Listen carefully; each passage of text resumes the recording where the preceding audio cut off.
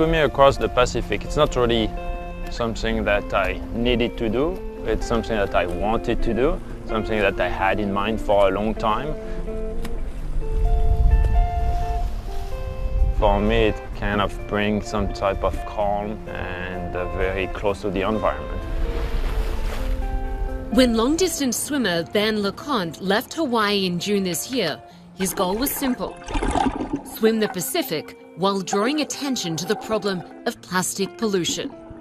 What is very unique and different here is, in addition to bringing valid and important samples and data, we take people below the surface. It's not just about scratching the surface, it's also below the surface.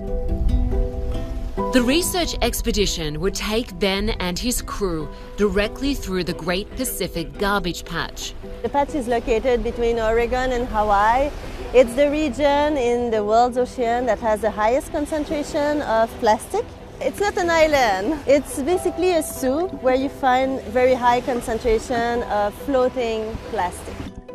Created by a swirling vortex of ocean currents, the plastic patch is estimated to be roughly 1.6 million square kilometres.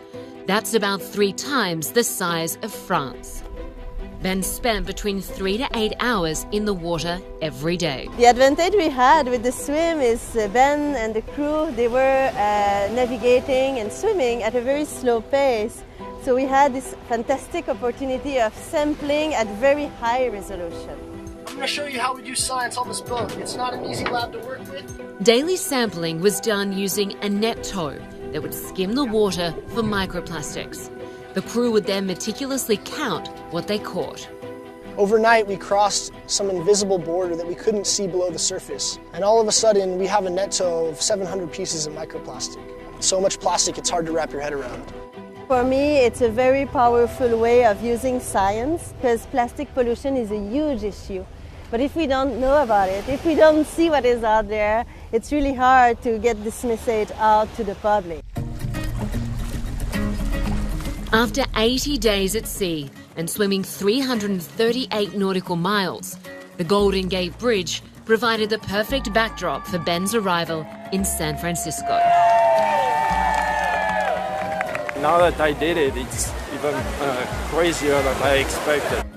Celebrating their return to dry land and the completion of one of the longest field studies of ocean microplastics, Ben and his crew acknowledged there was still much more work to be done. 1, 2, 3, I hope that people will get inspired and realize that it's responsible that each one of us has to carry, and we have the power to make a decision in our daily life to change a little bit. So we don't have to be perfect about it, but we have to start to do something.